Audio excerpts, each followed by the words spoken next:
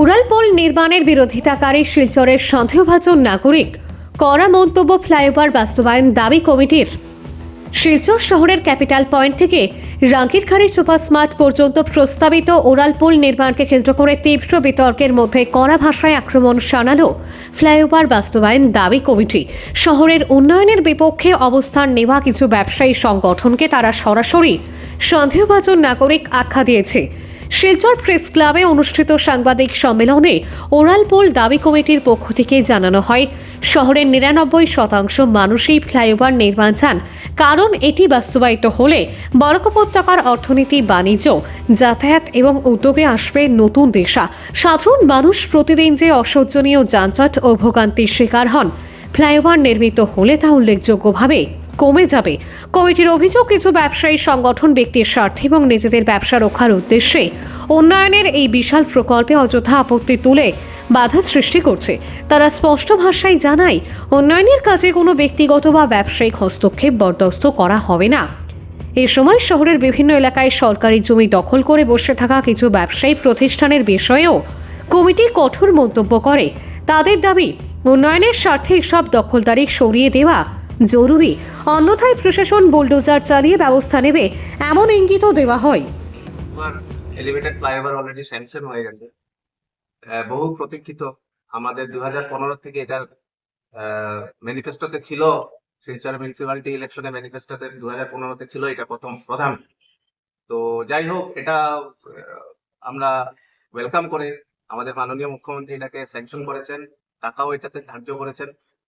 কিন্তু দেখা যাচ্ছে যে এখন কিছু সংখ্যক ব্যবসায়ী মহল থেকে এটার একটা বিরোধিতা শুরু হয়েছে এই ফ্লাইওভারের এগেনস্টে। সেটা আমরা অত্যন্ত দুঃখিত যে এরকম একটা বহু প্রতীক্ষিত আর অ্যাম্বিশিয়াস একটা প্রজেক্ট, যেটা শিলচর শহরের যানজটের সমস্যাকে চিরতরে শেষ করার একটা প্রয়াস ছিল, সেই প্রয়াসটাকে যাতে বাধা দিতে না পারেন আর এটা যাতে হয়, কারণ আমাদের 99% এখানের বাসিন্দারা এটাকে চাইছেন। কারণ শিলচরের রাস্তায় নামা একটা নাইটমেয়ার সবার জন্য, কারণ রাস্তায় নামা মানেই 40-50 মিনিট বা 1 ঘন্টা দাঁড়িয়ে থাকাটাকে, যার জন্য স্টুডেন্টস, বাচ্চা, ছোট ছোট শিশুরা কষ্ট পাচ্ছে স্কুল থেকে আসতে, রোগীরা পৌঁছাতে পারছে না, অনেক লোক মারা যাচ্ছে রাস্তায়। তো আমরা এই বিরোধিতার এগেইনস্টে আমরা একটা সিগনেচার ক্যাম্পেইন শুরু করেছি, যাতে আমাদের ভয়েসটা মাননীয় মুখ্যমন্ত্রীর কাছে পৌঁছায়। কারণ যারা বিরোধ করছেন ওরা অলরেডি মেমোরেন্ডাম দিচ্ছেন, কি করছেন সেটা আমরা জানতে পেরেছি সংবাদ মাধ্যমের দ্বারা। তো আমরা চাইছি যে জনগণের আওয়াজ বা জনগণের যে ইচ্ছেটা, জনগণের যে এই যে ওদের যে আকাঙ্ক্ষা, ইচ্ছা, সেটাকে লিপিবদ্ধ করা সিগনেচার ক্যাম্পেইনের দ্বারা। আর সেই সিগনেচার ক্যাম্পেইন করার পর সিগনেচার গুলো আমরা হার্ড কপি আমরা আমাদের মুখ্যমন্ত্রীর হাতে তুলে ধরবো, দেখাবো যে উনার এই ডিসিশনের সঙ্গে আমরা শিলচরবাসীরা ওনার সাথে আছি।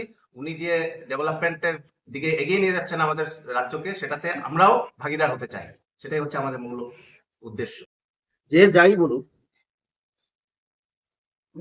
কেন্দ্র এবং রাজ্য সরকার যে ইচ্ছা, যে বিকাশের যে ইচ্ছা, সেটা কিন্তু আমরা প্রতিক্ষণেই উপলব্ধি করতে পারছি।